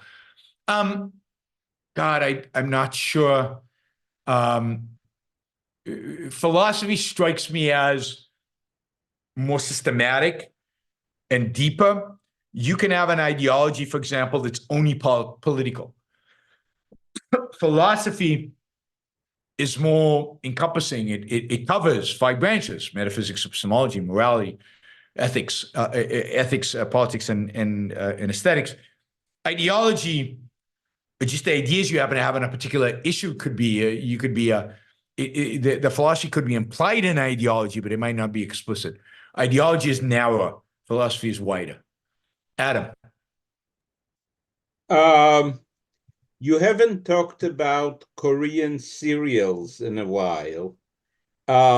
Did you see the sequel to one that you once recommended, which was My Country, The New Age? And there's a sequel to it, The Deep-Rooted Tree. I have not seen The Deep-Rooted Tree. I haven't seen many Korean dramas recently. The one I did see was this, it was very good. I really enjoyed it. It was, God, I don't remember what its name, but it came out recently, and it's a Western, basically set in Japanese-occupied Korea in the north, in Manchuria, in this no man's land, this kind of between China and Japanese-occupied Korea. and it's actually filmed on some of the same sets as Mr. Sunshine, and it's got a lot of really good elements in it. It's really violent, but it was really good. I enjoyed that, but I haven't seen any other Korean dramas. No. If you remember the title, please let us know. I'll find it and let you know, definitely. Also, have you seen Itaewon Class? I have. Excellent. Excellent, excellent, excellent. I really enjoyed it. Thank All you. right. Sure. We got 3 more questions, and we'll call it a day. It's already 2 hours plus. Apollo Zeus says, oh, my current exercise program. God. All right. I'm still, it's a work in progress, right? But I do 4 to 5 times a week. I do zone 2, which is 60 to 70% heart rate on the elliptical. Once a week, I do interval training, 4 minutes, zone 5, 4 minutes rest, 4 minutes zone 5, 4 minutes rest, 5 times. I do that once a week. And then 3 times a week, I do half an hour each of weightlifting, of some kind of strength training. 1 day legs, 1 day core, 1 day upper body. So that is my current exercise routine. I'd love to do 1 day of Pilates on top of that, just because I miss Pilates, the stretching and the core work are unique to Pilates. So but I don't have the time right now. Maybe at some point I'll add that. Yeah, I mean, I think at my age, maybe I'm wrong, but it seems like that's about what I should do. If I do more than that, I get fatigued and my heart rate variability starts going down. So rest is important, not just sleep, but rest. If you really go hard all the time, particularly as you get older, you don't give your body enough time to recover. You actually end up doing damage, not good. Anyway, that's it. If anybody wants to optimize my exercise routine, let me know. But that's what I'm doing right now. So it's about 4 hours, 3 to 4 hours of zone 2 a week, and like almost an hour of zone 5. I mean, it's not zone 5, but interval training to zone 5.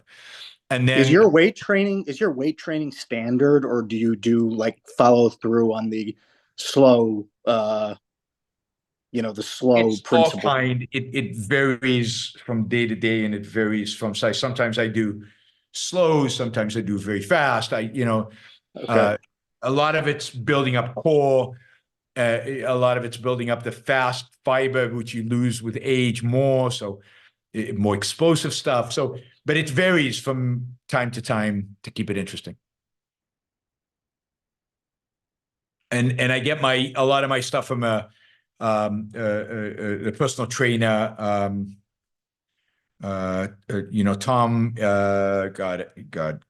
Anyway, Tom, who from the UK, who designs kind of exercise routines for me, and basically, really pushes me to my limit with these exercise routines. And he's really good.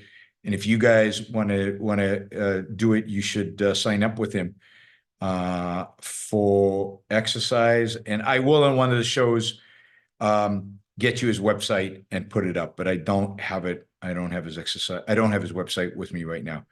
But yeah, Tom Bison, he was at Ocon last year.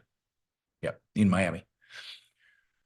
All right. What do you think about EACC movement? I'm going to do a show on that. So I'm going to wait and let you know what I think of them after I do more reading about them and do a show on them. But generally positive and flawed at the same time. Daniel, is romance exclusively about morality, or is there an element of aesthetics? How does the moral practical dichotomy undermine romantic relationships? Wow. All right, deep question to end the day. Is romance exclusively morality? Well, I don't think about romance as morality. Romance is about character, so that's morality in a sense. It's about visibility. It's psychological. It's about emotion, the emotion the person makes you feel, how they make you feel. It's about communication. It's about elements of friendship, not friendship, but elements of friendship. It's about a lot of different things. Is aesthetic a part of it? It certainly can be. But it's interesting. You can view somebody. The more you fall in love with someone, the more beautiful they become. And I know, and sometimes you fall in love with somebody beautiful, and as you discover their character, they stop seeming beautiful to you. So the aesthetic, which I think is an important part of romance, is not separate from the moral. It's not separate from their character. That is, the more you know about their character, and if it's a good character, the more beautiful they will seem to you. And that's not a rationalization, that's reality. That is, there's certain objective standards of beauty, but there's also a certain reflection of a character that comes through in what you see when you look at somebody. So I think all of that. So aesthetics certainly plays a role, but it's not a separate role. How does the moral and the practical dichotomy undermine romantic relationships? Well, it undermines it when,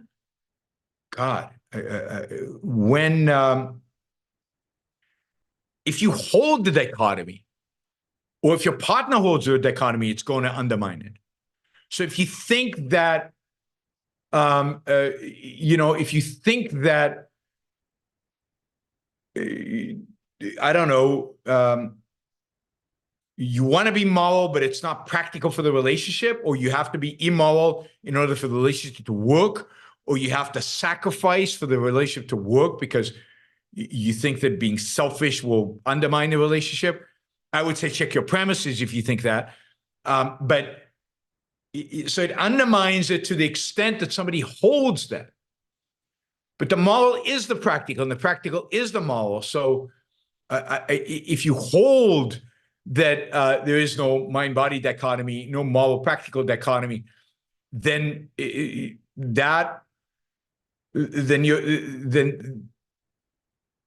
your relationship will be enhanced, not undermined. It's when you hold wrong ideas and you try to apply wrong ideas, that's when you get in trouble. I hope I answered the question, Daniel, but if not, answer it, ask it in a different way. Maybe that'll get me thinking about it in a different way and be better in answering the question. All right. Thank you, guys. Thanks to all the super chatters. Thanks to all to our panelists. Have a great rest of your weekend. I will see you all Monday morning for a news roundup. Next week I'm traveling, and if any of you in Colorado, I will be giving a talk in Colorado. You can find information about it on my webpage, yaronbrookshow.com, and hopefully I'll meet some of you at the talk. So please join me at the talk in Colorado on Friday. Bye, everybody. I'll see you soon.